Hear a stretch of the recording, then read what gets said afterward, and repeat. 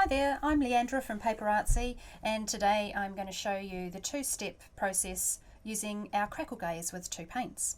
The sorts of things you're going to need today: a heat tool will come in handy, a tag, sanding block, a couple of paints in the glaze, a piece of foam, a spatula for spreading your glaze on, and a couple of paint brushes. And that should be all you need to get this project done. So I'm going to start with some French roast. This is quite a dark chocolatey colour. Try not to get too much on there because I really only need a little bit to go on the bottom of this tag. We're going to have the Crackle Glaze come on top of this. So we just want a light coat. You don't have to be particularly accurate about how you apply it. And that's already drying. Our paints are quite fast to dry because they are very matte finish.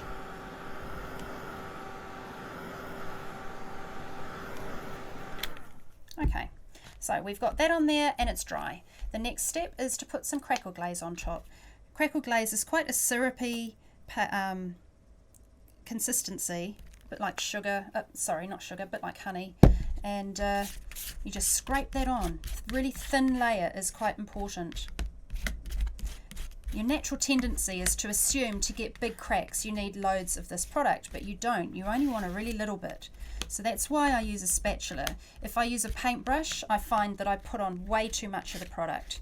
So just a thin scraping. Right, the nice thing about this is you can dry it as well. Now obviously because it is more of a syrupy nature, it is going to take a while longer to dry than your paint would take to dry.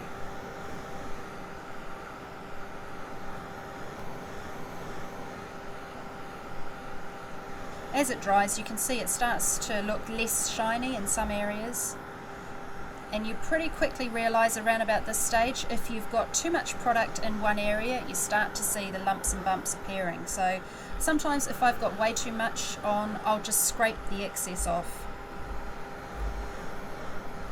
But it looks like I've got it about right. Okay.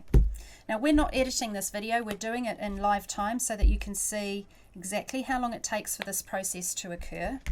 There are two ways to apply your top coat of paint.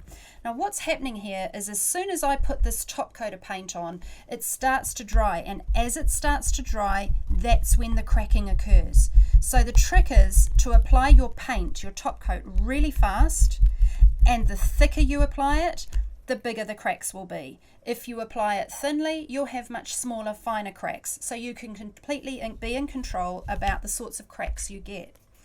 See, this is starting to crack already. Can you see that? It's just starting to go immediately.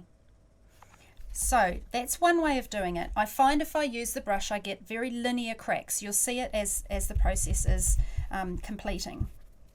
Now on this lower part of the tag, I hope I've got enough paint on here. I might just get a little bit more. On the lower part of the tag, I'm going to use cut and dry foam. When you apply the paint with cut and dry foam, you get a more even application of paint, and so you tend to get a different type of crackle happening. Okay, so again, apply it once, don't go over the same area. Now, you can use a heat gun to speed it up.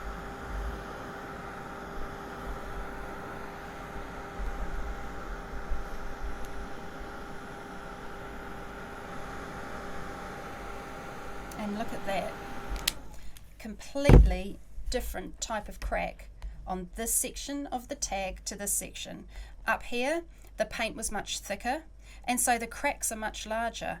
Also, we applied the paint with a linear stroke from the brush, and so we got these quite noticeable linear cracks.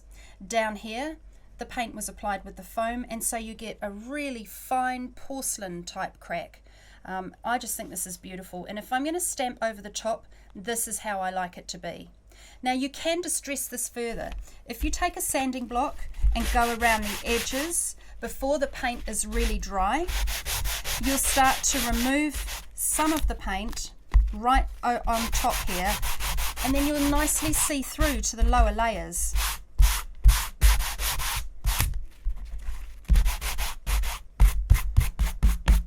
So it's a good idea to do that before the paint's got really bone dry, and then you can sort of scratch back like this section here, right back, or down here, you see. I love that. It gives it a much more distressed appearance. Now I'm just going to quickly show you a couple of other samples. This one here, I've stamped an image directly onto the cracked background, and then I've embossed that with clear embossing powder and coloured in the petals. Okay. So it's nice if you have fine cracks that you can stamp an image on top, and that the texture in the paint is such that it accepts that ink really nicely. Here's another one. This is a bit more simple. It's just the tag, very similar to how I did it, but I put some distress ink over the top of it. When you put that on, you can put your distress ink on and you can rub away the excess with a baby wipe, so that some areas have got lots of distress ink and other areas have got less. And then that's just been embellished with an image stamped on fabric. So, hope you enjoy our Crackle Glaze. It's a really simple product to use. And we'll see you next time back here on the PaperArtsy channel.